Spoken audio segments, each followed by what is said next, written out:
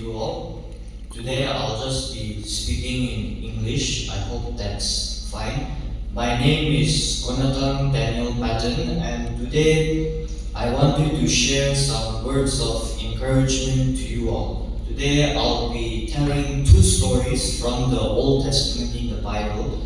These stories are actually very famous stories, so some of you might already know these stories. So the first story that I wanted to share with you all is the story of Elijah and the prophets of Baal. That is in 1 Kings chapter 18, verse 16 to 46. And the prophets of Baal. So first, let's set the scene. We see here that Israel is being ruled by a king named Ahab and a queen named Jezebel. Now, Jezebel is from a foreign country and she worships a different god, namely a god by the name of Baal. And so when she marries King Ahab, she lets King Ahab worship this god Baal as well. So soon, the whole country of Israel is worshipping this god Baal. The memory of the one true God is completely erased, and the whole country is now worshipping Baal. The whole country except one Israelite, a prophet of God by the name of Elijah. Now, Elijah was a prophet of God. It was his job to keep God's commandments and to make sure that the people were worshipping God. But clearly that was not the case. So Elijah, knowing that he had to do something, decided to challenge King Ahab. One day, he met King Ahab and he told the king, "Gather all the people of Israel along with the prophets of Baal and on a mountain called Mount Carmel. Here, Elijah and the prophets of Baal would have a competition. Both Elijah and the prophets of Baal would make a sacrifice. They would pray to their own God and see whichever God accepted their sacrifice by burning the sacrifice. So the 450 prophets of Baal would make a sacrifice to Baal, and Elijah would make a sacrifice to God. Whichever God accepted the sacrifice by burning it would be the one true God." So King Ahab, hearing this challenge from Elijah, confidently accepted the challenge. Elijah knew that if God would accept his sacrifice, then the entire country of Israel would start to worship him again. So the stage was set, and finally then came the day of the competition at Mount Carmel. First, the prophets of Baal made their sacrifice. They put it on the altar, and then they started worshipping their god Baal. They started chanting, singing songs, and dancing. They continued this till the evening, but there was no reply from Baal. The sacrifice was left untouched, so the prophets of Baal had failed. So now it was Elijah's turn. He made his sacrifice and he put it on the altar. But this time he did something interesting. He ordered 4 large jars of water to be poured on the altar. Remember, the whole point of the competition is trying to light the sacrifice on fire. But if you pour water, there is absolutely no way of letting the sacrifice get burned.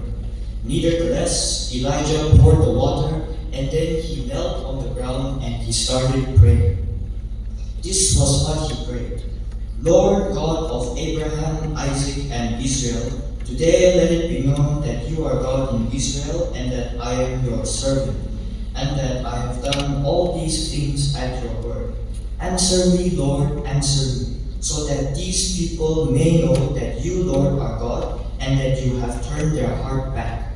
In almost an instant, fire that fell down from heaven completely consumed the offering and the sacrifice. It even burned up the stones and the wood of the altar, and all the water that had been poured around the sacrifice had been consumed. The Bible says that it had been licked up.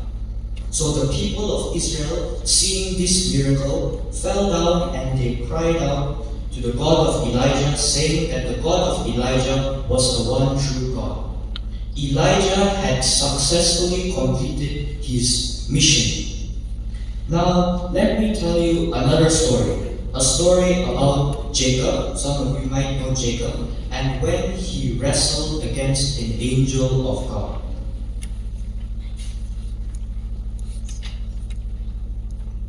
So, Abraham and Sarah, whom I'm sure you know, Abraham and Sarah, had a son named Isaac. Isaac had two sons, namely Jacob and Esau. Esau was the elder brother, Jacob was the younger brother. So, by definition, Esau had a birthright. What is a birthright? A birthright is basically like a special privilege or entitlement which is given to the eldest son. So Esau has a birthright, but Jacob doesn't have any birthright. Jacob seemed a little jealous because of this. One day, when his elder brother Esau came back from hunting, he manipulated his brother Esau to giving him the birthright. Not only that, but he went on to trick his own father Isaac into blessing him instead of his brother. Jacob had stolen his brother Esau's blessing. Once Esau learned about this, Jacob decided to run away from his house, thinking that Esau would come for him and thinking that Esau might even kill him. So one day, when Jacob was on the run, he was in the wilderness, he learned that Esau was coming for him with 400 men. Jacob, who obviously felt very scared, started making plans to escape from his brother. So when Jacob was escaping, one early morning, he found himself in a very weird situation. He was found wrestling or fighting with someone he had never met in his life. Later, he would realize that it was an angel of God. When they were wrestling, this angel touched his hip, and his hip actually got dislocated.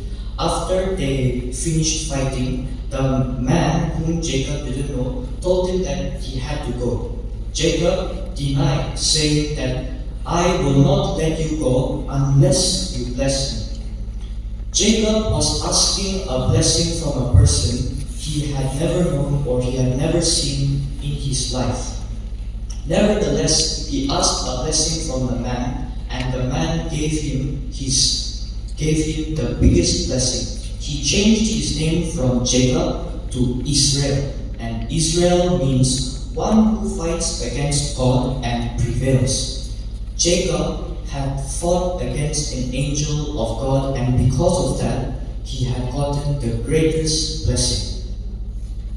My dear friends, the story of Elijah and Jacob are quite interesting because both of them had to face a challenge. There are many things that we learn from their stories, but there is one thing that we learn. Both of them were tasked with a very big challenge, and both of them, with the help of God and determination, were able to succeed in their challenges. So my dear friends, my message for today is this. You may have many challenges in your life, big or small, and you may not know how to solve your challenges. But let me tell you this. There is a God in heaven who is ever ready to help you in your challenges. Let us remember how Elijah and Jacob were able to win their challenges by the help of God. God bless you all and thank you.